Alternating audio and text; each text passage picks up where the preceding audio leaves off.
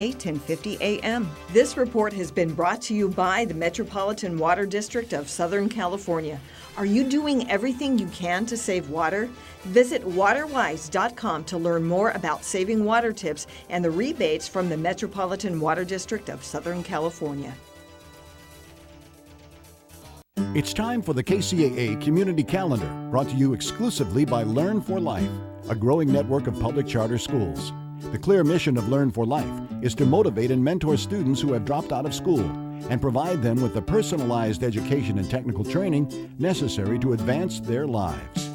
Here's a look at the KCAA Community Calendar. I'm Di Rice. This Saturday, there's a host of events going on in Riverside. You can start off your morning with the Hope Walkathon Preventing Child Abuse. Hope promotes the safety of children through community awareness, education, and victim services. To register, volunteer, or for more info, Google Riverside Hope Walkathon. From 2 to 3, you're invited to enjoy a free synchronized swimming water show at Riverside Aquatics Complex at Riverside Community College. Have some fun at Casino Night at Canyon Crest Town Center. The afternoon starts off with an early dinner, and casino play begins from 6 and goes till 10. Other entertainment includes the Clean Comedy Fest hosted by Eric Blake at the Power of Faith Christian Worship Center. Tickets are $10 and doors open at 6:30. For more information on any of these events, go to riversideca.gov/calendar. And that's a look at the community calendar on KCAA 1050 AM. The KCAA Community Calendar is presented exclusively by Learn for Life, a growing network of public charter schools where students can complete their education on a part-time basis. To find a resource center nearest you, call 1-877-360-LEARN or visit Learn for Life online at learn4life.org. KCAA, where every day is a great day. KCAA, Loma Linda.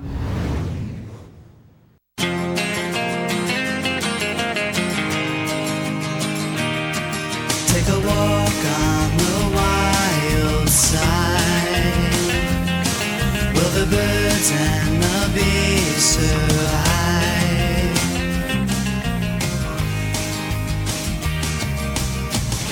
Right before me, my newfound hippie. Smart Health Talk Radio Show. That's what you're listening to right now. And I tell you, you're at the right place at the right time, because if you like learning new things and want to be healthy and happy and energetic, this is the place for it, because we've got that kind of information for you here today. And those of you that are moms and dads, or maybe a caretaker of a child, or maybe you're a teacher, maybe a staff member that works at a school. If you're any of those things, you would probably really want to listen close today, because that's what our topic is.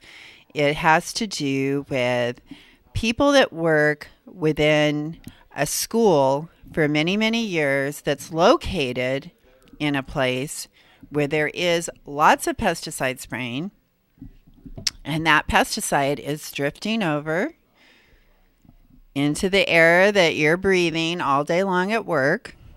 And so we're talking about teachers and staff, and then we have children that are attending these schools.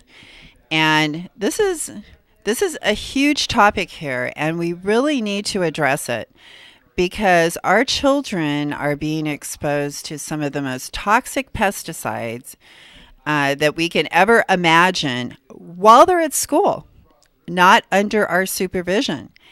And this is extremely exciting also because we now have more research than ever before. And I think, how did they even get away with doing this at all?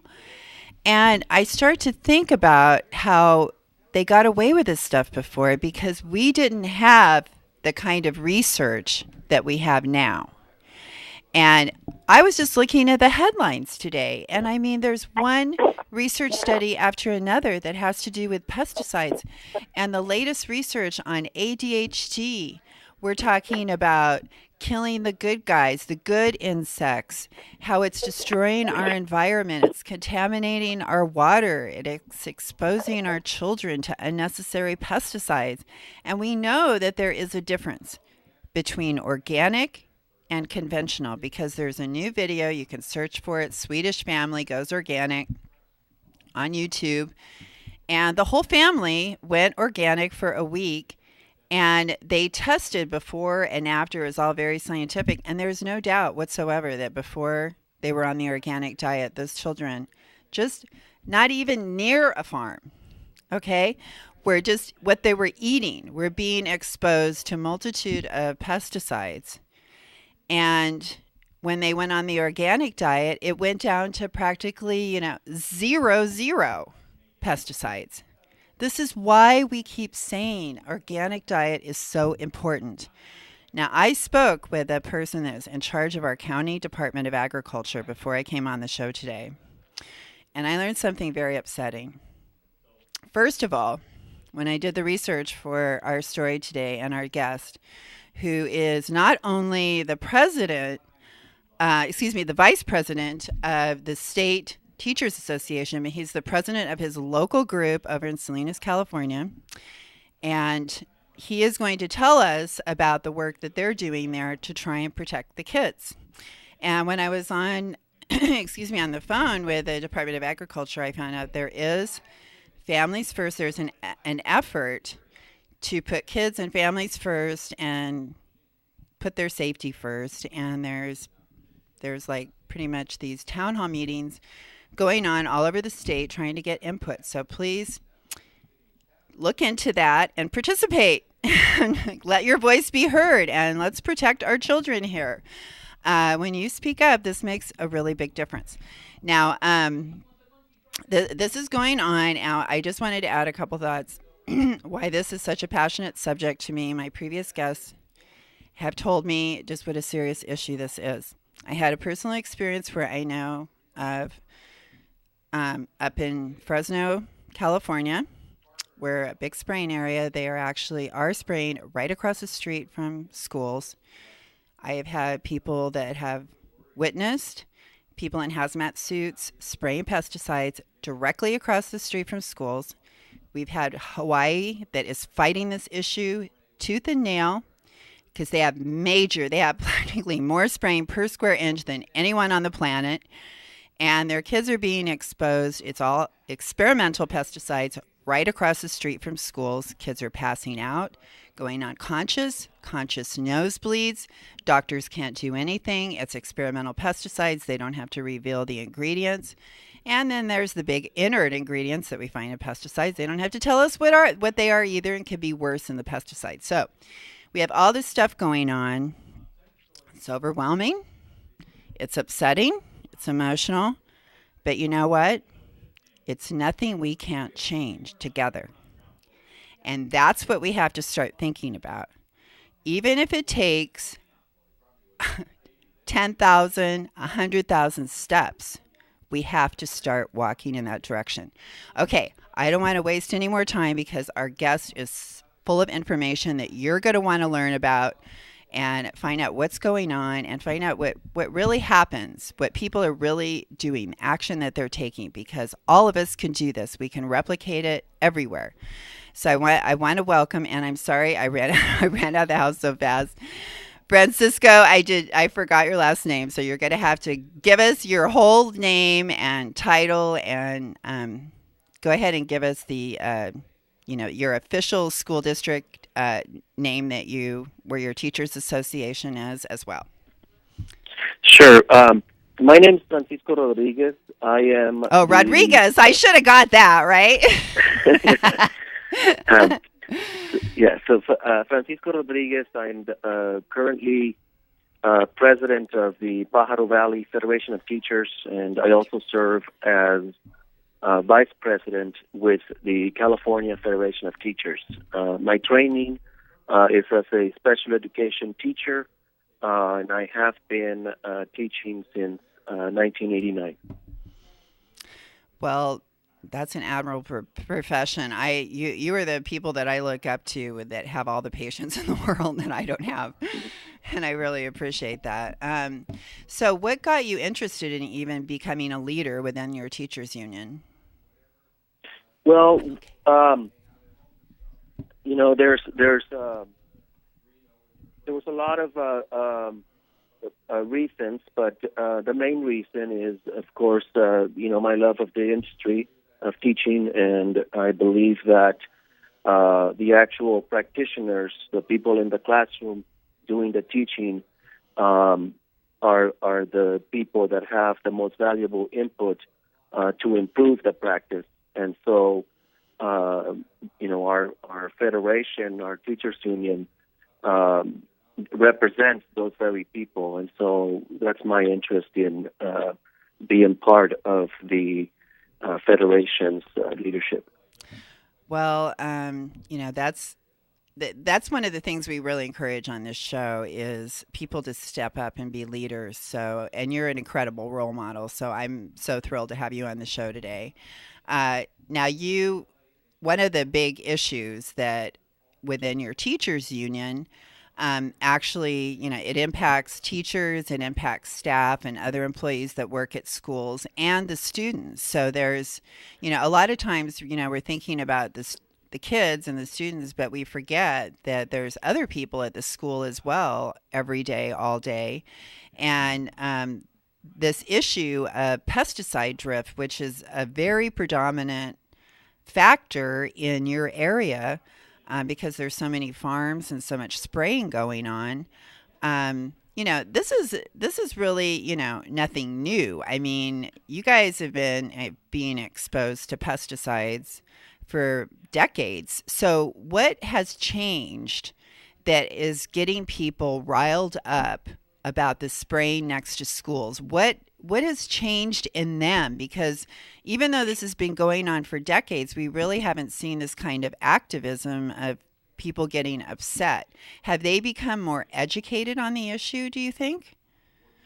Well, here locally, what has happened is that over the last few weeks, we have had a number of incidents in which that are very concerning. Just a couple of examples. One at one of our local schools, it's an elementary school. The teacher, took the students outside, to the playground and realized that, across the street there's a tractor spraying something, and people in, hazmat suits on it. So she, Oh, really? So they realized Oh my gosh. that there's something wrong here. So she, hurriedly got her kids back in the class and Good for reported her. the incident. We had another similar situation at another school about a couple of weeks before that. And so, we have had here in the Pajaro Valley, a number of situations like that are very concerning over several years. In fact, the use of methyl bromide around the Pajaro Valley and North Monterey County is, of course, quite high, just because of the industry, right? Watsonville and North Monterey County is, one of the or are one of the highest produced, apart from Oxnard and Ventura County, of course, highest producer of strawberries. So the use of these fumigants and other pesticides is very prevalent. But we have been over several years trying to find ways to make sure that our students are safe and being proactive in reducing not just their exposure to these products, but also to staff and the community around those schools. And is this an issue that's of a concern to your like the district and the school board?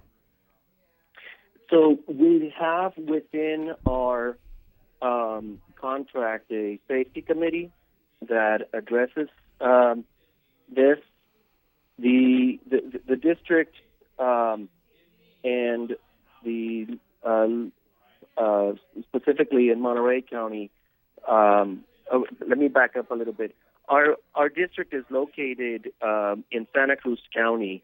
However, the school district itself overlaps into Monterey County, North Monterey County. We have about 20,000 students, 32 sites, 7 of them which are directly adjacent to agricultural fields, and by that I mean, literally across the street. How many locations? Seven sites that are directly adjacent. They're right across the street from the Correct. hazmat suits and the pesticide. Okay. Correct. Now the school district and our organization have a safety committee, and needless to say, we have been bringing up these issues. There is an understanding that school sites will be notified when these applications will take place, and that they will not occur during school hours.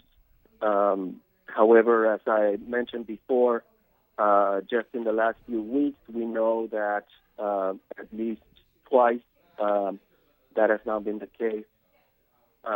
Yeah, I did read also, that. In the process, Francisco, of researching this, I read that the fact that I think it was CBS, actually researched, and they found that they had been spraying during school days. After that report, even I think it happened. So go ahead. Correct, and so we, my point was going to be that we have our concern here is that several years back, many of our veteran teachers tell us that there used to be more notifications, that there used to be, where, each teacher would get a notice in their box saying, there's a planned application of, XY chemicals, short description of it, and, on such and such a date, right? However, over the last few years, although both the district and the county have assured us, the representatives from the Agricultural Commissioner's Office have assured us that those notices continue to be given to schools and to the district. We somehow they don't end up in teachers' boxes, teachers' hands, and much less in parents' hands. So I think it should be on the news. How are you supposed to reach parents and let them know this stuff? Well, that's interesting because the Department of Pesticide Regulation is conducting a number of workshops across the state to, on this very topic, and so I was at one last Tuesday. And some of the recommendations that came out of this was, for example, one of our teachers brought up the fact that, when there's going to be the school carnival, there's these robocops out to parents saying, hey, bring on, donate some cupcakes to sell, right, at the carnival or to have at the carnival, and there's never a lack of cupcakes. You know, so Hey, when we they don't want those see why- cupcakes, they can reach the parents, right? So we don't see why there can't be any robocalls saying, there's going to be an application on such and such a That's a day great of idea. X, Y, fumigant, go to this internet site or call this number for further information on any potential hazards. The only You only know? thing I would worry about is maybe like because so many people like I have a home phone, but I never answer it, Mhm. and I use my cell phone. Well, the good thing here is that every year students are required and families must have in file a contact number for students. So that's the best case. That's supposed to be the best number. That's so there is a number to be called.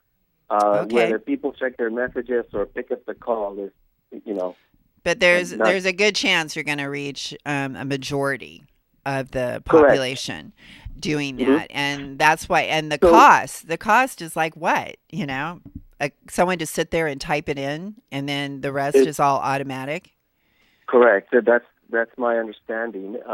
There would be, of course, hardware cost of the actual machine that you program to do this, right? But I believe that would be minimal. Then how would you get because farmers? Some of those schools already have those machines. So. And how does that work? Like, I am so grateful to have you on the show because I have had these questions. Okay, so like, let's say, so does every farmer have to let the Department of Agriculture know that they're going to be spraying a pesticide on a certain day? Well, here's some of the complications that not all products are restricted or have some are more restricted than others, and so. But it doesn't mean that they're not potentially toxic. Correct. Is methyl bromide and methyl iodide, is that in the? Well, methyl iodide is not in use here in California, but methyl bromide is. I thought it was discontinued because it's carcinogenic. Well, methyl iodide is not, but methyl bromide is still being used. So there is a phase-out plan that is in process of implementation. It's been going on for like 12 years. But, yeah. But go ahead.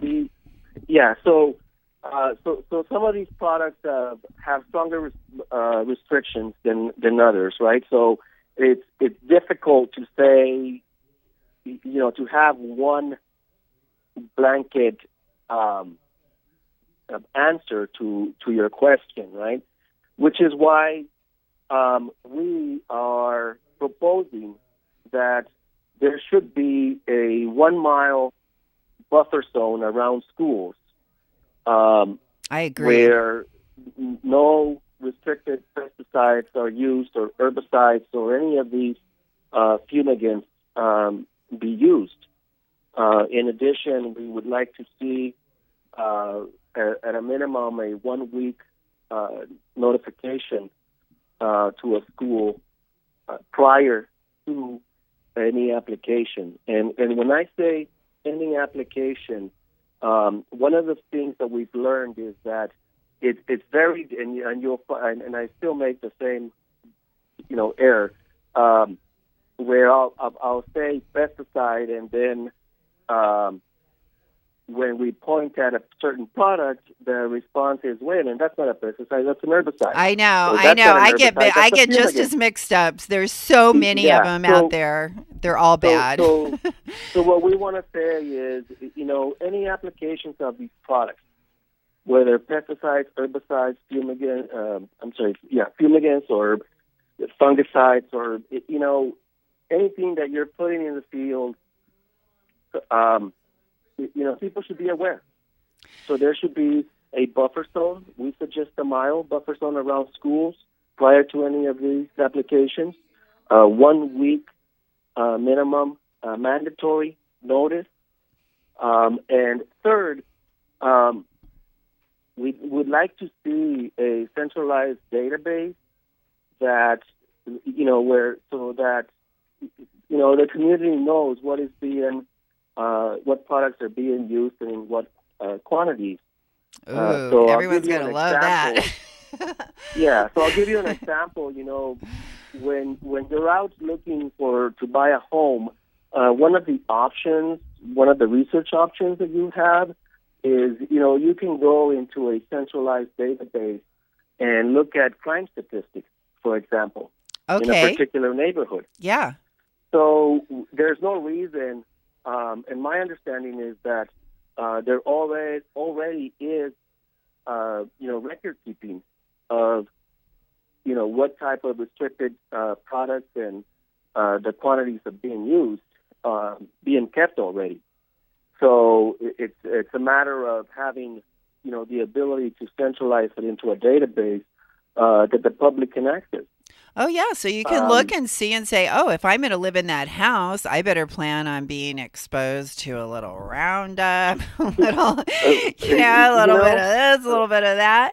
And, that reminds me, that was like another important topic that you had mentioned before that we haven't really discussed. And that was like that, now that we're on the subject of all these different pesticides, wasn't that like another one of the big concerns that everybody had that kind of got them fired up is this whole pesticide cocktail concept?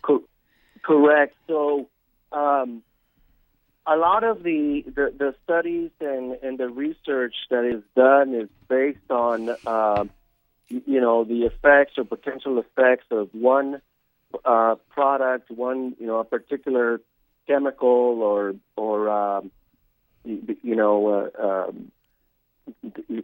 what? Yeah, like they just test like that one product like by itself.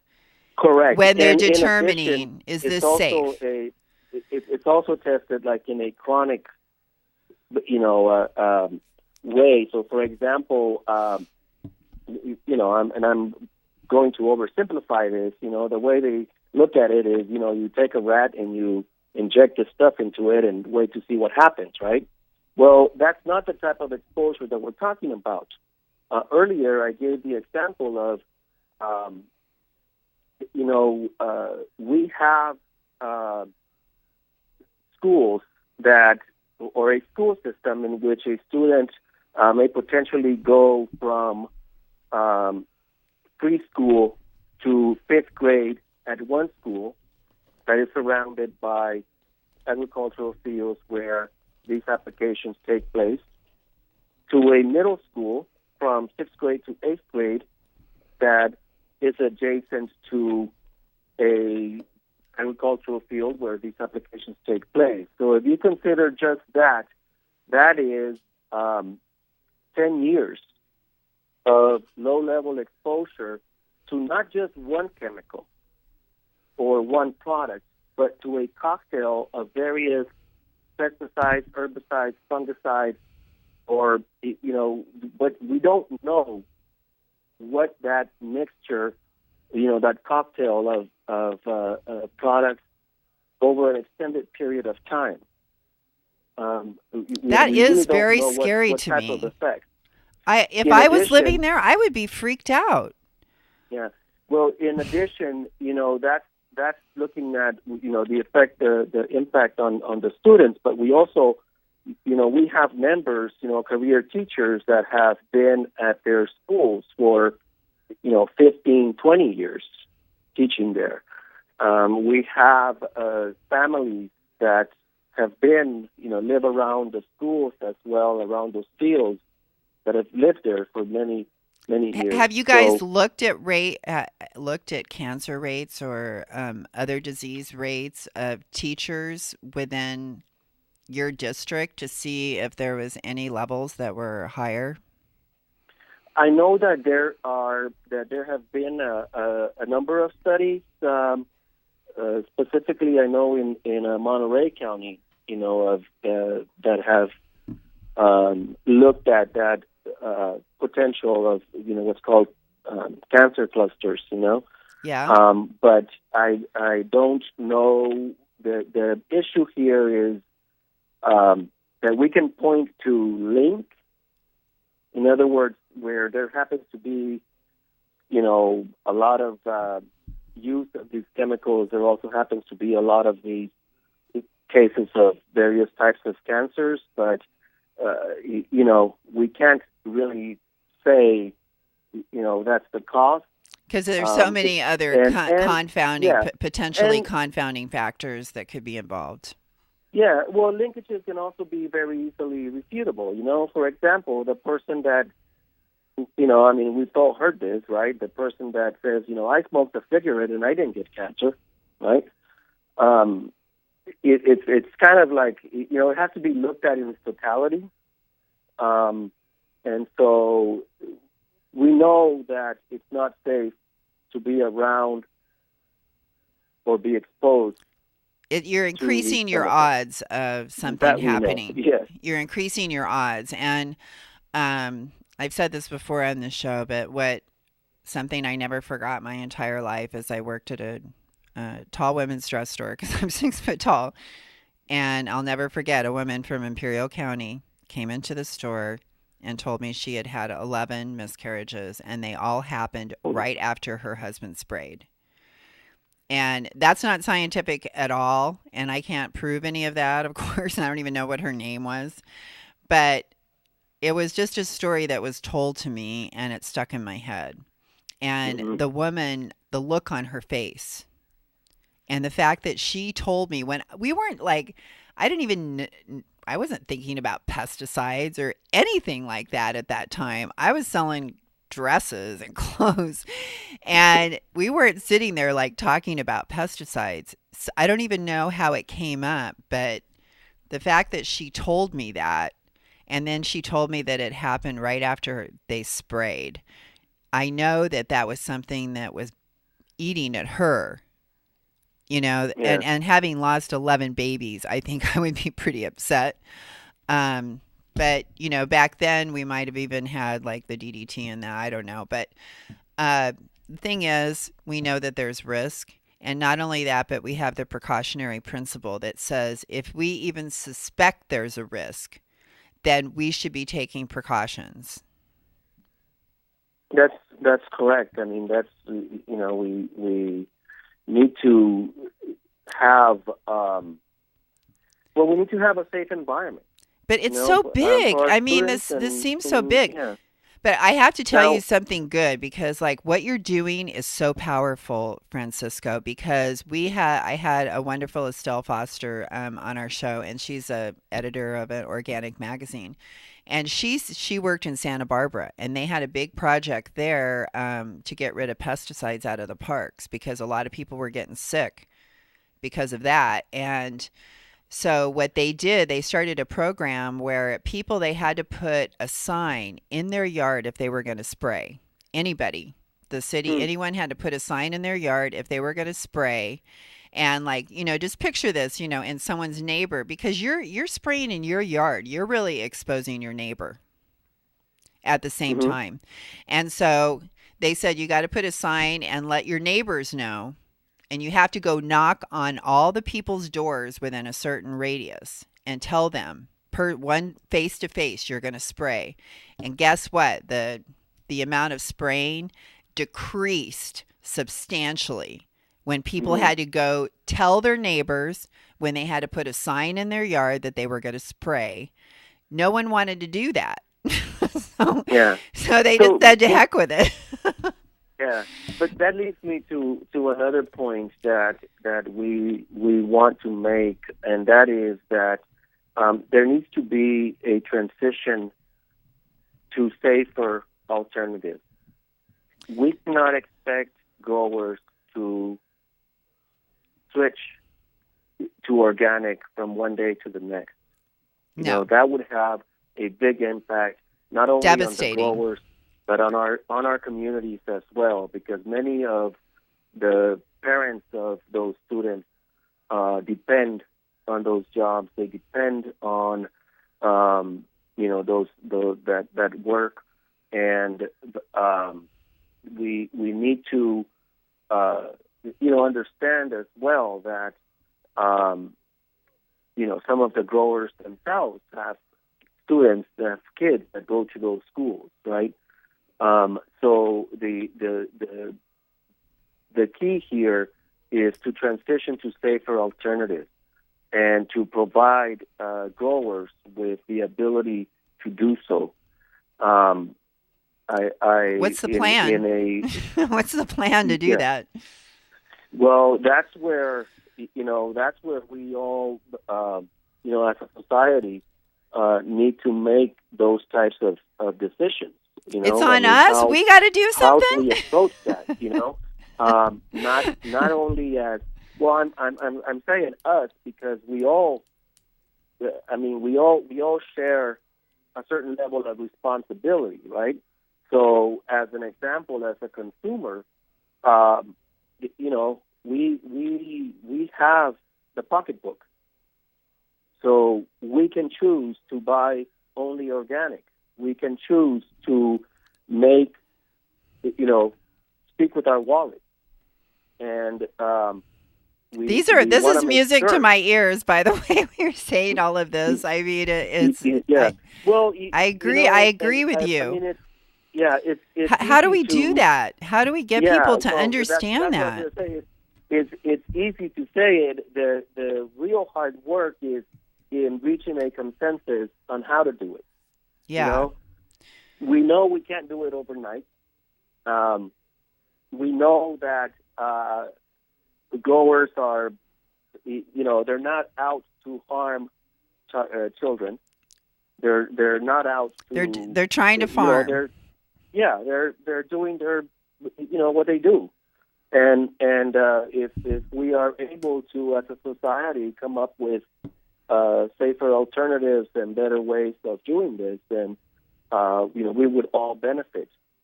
However, absent that, we do need to have buffer zones around schools.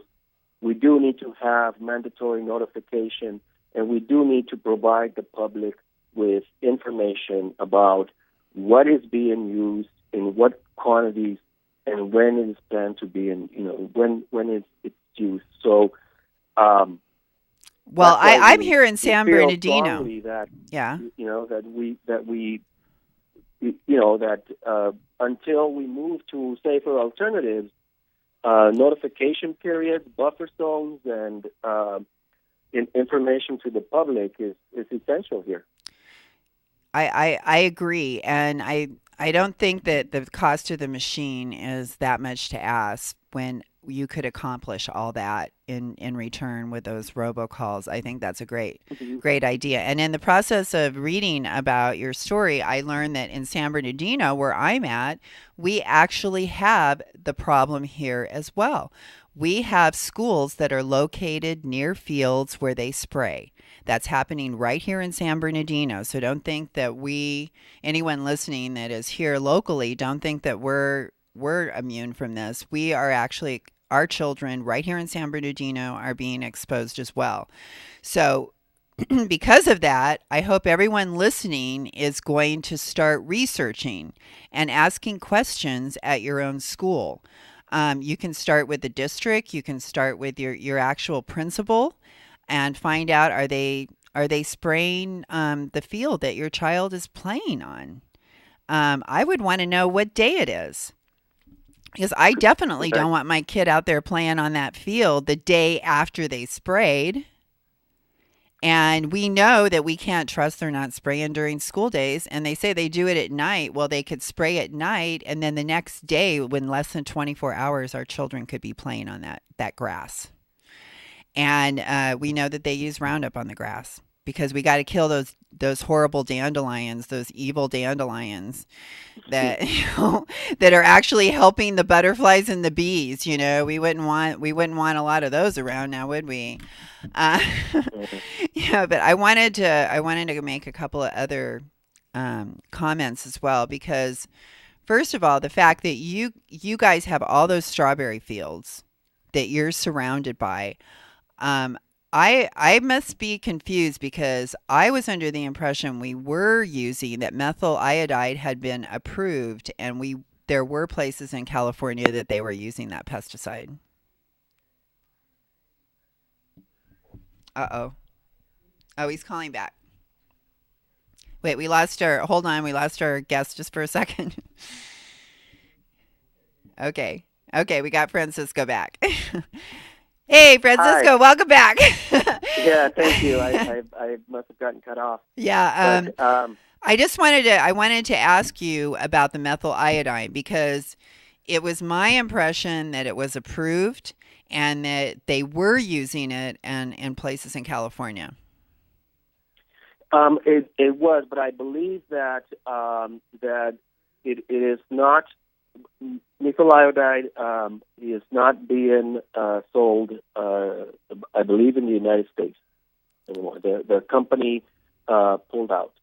Oh, really? Because Correct. that chemical, we had scientists from all over the world begging our USDA to not approve it, including Nobel Prize winning scientists, and they still approved it. And so I was very upset about that. Now, the methyl bromide, we know it's cancer causing. It was supposed to be phased out something like 12, 15 years ago, and we still continue to use it. And we know that it's cancer causing. Why do we continue to use it? Because we have nothing else. And because strawberry farmers, just like Francisco was talking about, this whole transitioning period, and this is something I've been actually saying for years.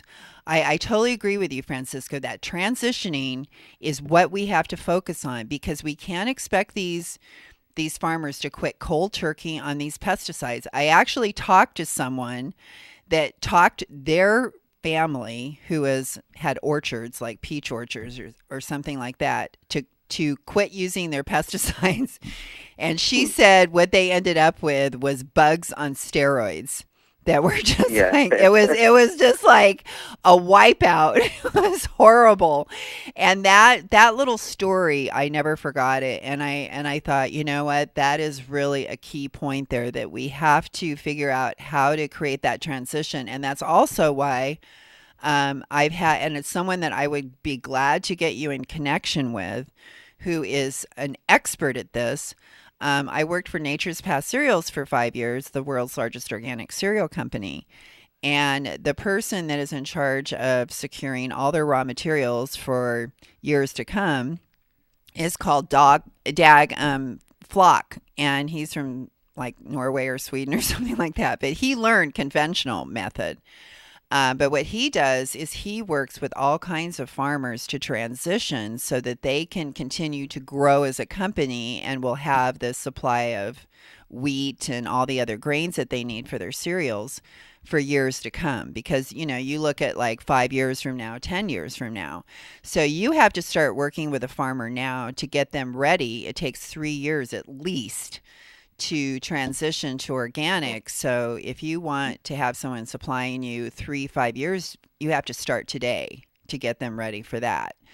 And so he's been working with lots of farmers to help them transition. He's an expert in that.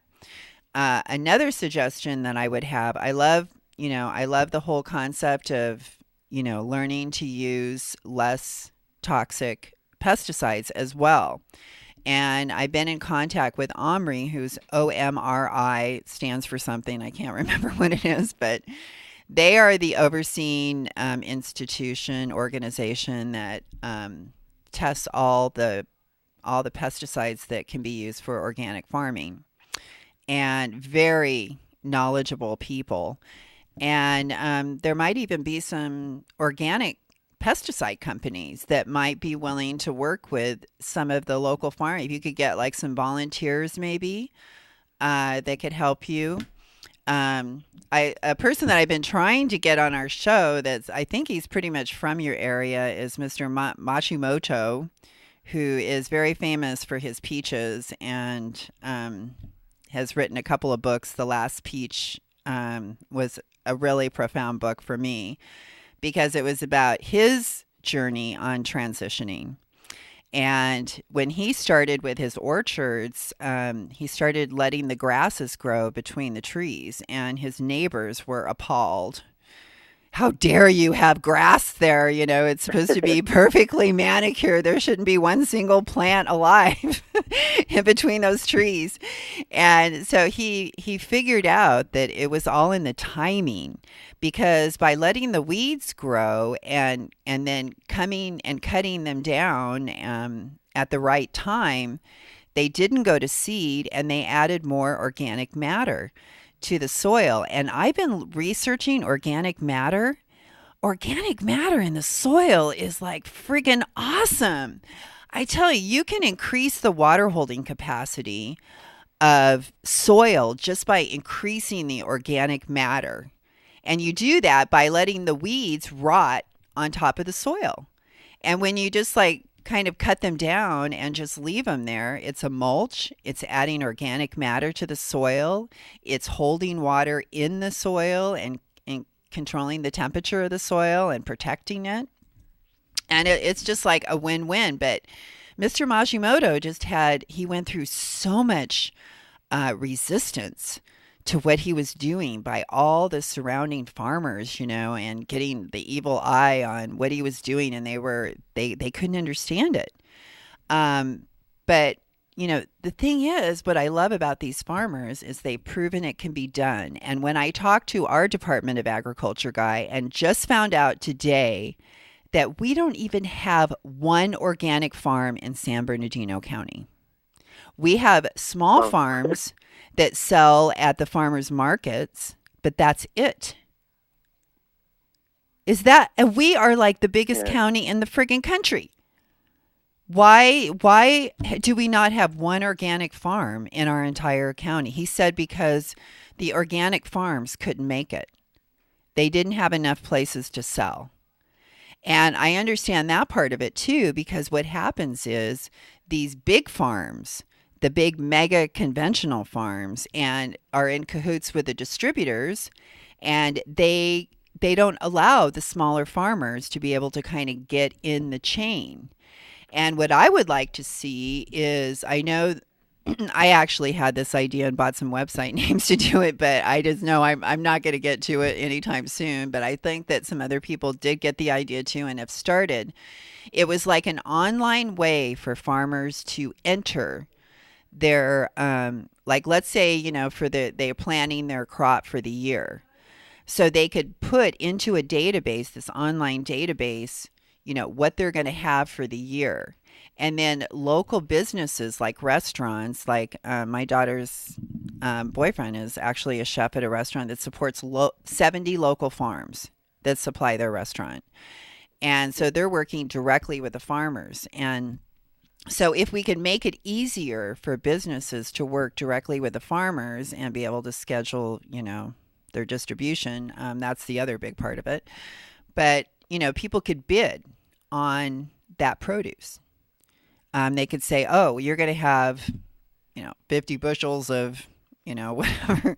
You can say, well, we'll give you this. And different people could bid on it so the farmer could get the best price. Mm-hmm. And then that way that restaurant or business or whatever would know that that farmer was going to be supplying them with, all of that particular produce, that was, they'd start to get a relationship going. And then they could start to communicate more. And then the restaurant could tell the farmer, oh, if I had some fresh basil, I could add this new thing to the menu. Do you think you could get me some fresh basil? But I never did it before because I couldn't afford it. It was too expensive. And, you could start working out things where we get the businesses working with the local farmers. And we have all this rural area out here. It's just such a shame. And the CSA concept as well. Do you guys are you ever involved in that? Well, I personally have been involved. We get once summer starts, we get a share? house, my home. We get we purchase into it, and so we get our weekly, vegetables, fresh vegetables. Do they deliver to you? Here, they have a central pickup location. Here in town, so I can go and every Thursday there's the central location here in town where you go and pick up your bag and sign off that you picked it up. But that's very.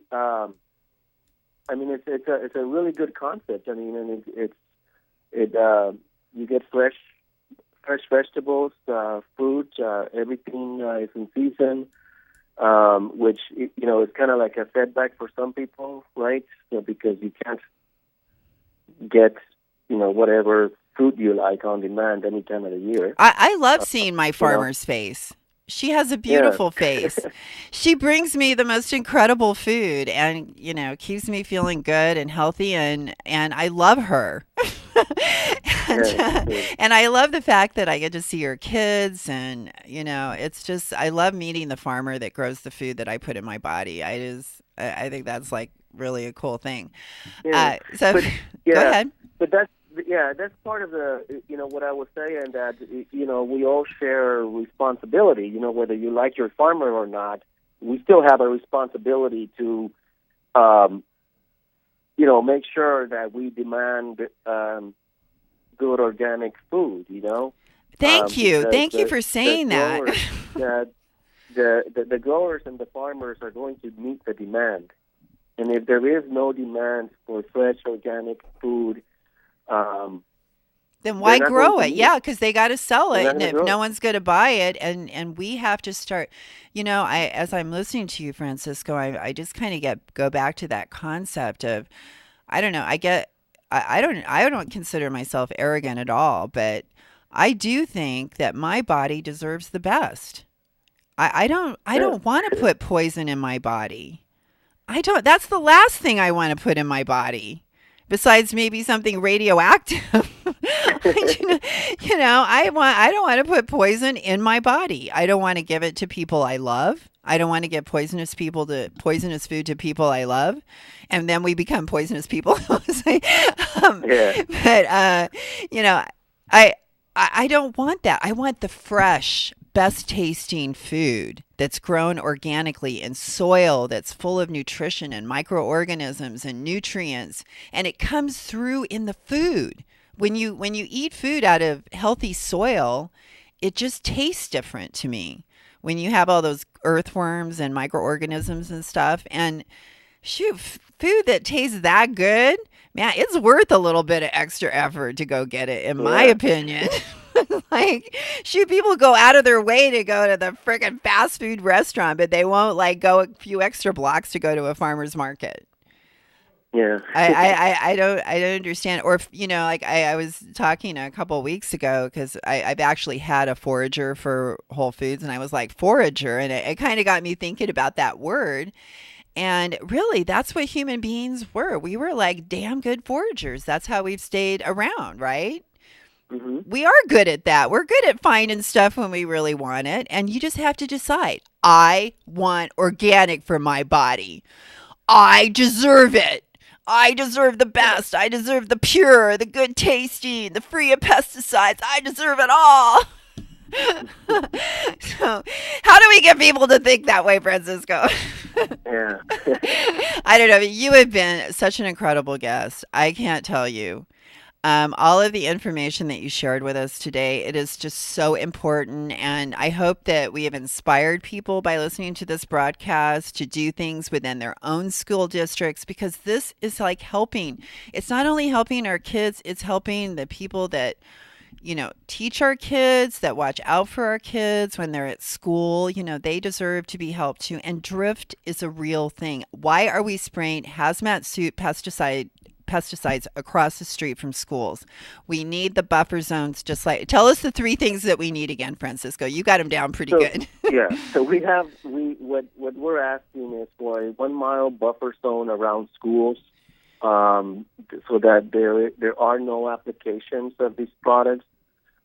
Second, we want a minimum of 1 week mandatory notice to the schools, so that the schools can prepare for these applications. And third, we want to see a centralized database where the public is informed about what type of products and in what quantities are being applied If I was buying a house, I would want to know that I was going to be exposed to a bunch of toxic pesticides in that house. So these are great things. Thank you so much, Francisco, and good luck. And we'll be keeping in touch so I can give everyone a report on what you guys are doing. We can learn from you. All right, everyone. Appreciate it. Smart Health Talk every Thursday, 4 o'clock. Stay tuned and don't leave KCAA because we got some more good stuff right around the corner for you. So stay tuned right here. Thanks a lot for tuning in. Bye. You're on board KCAA's Inland Talk Express. KCAA, Loma Linda, 1050 AM, the station that leaves no listener behind.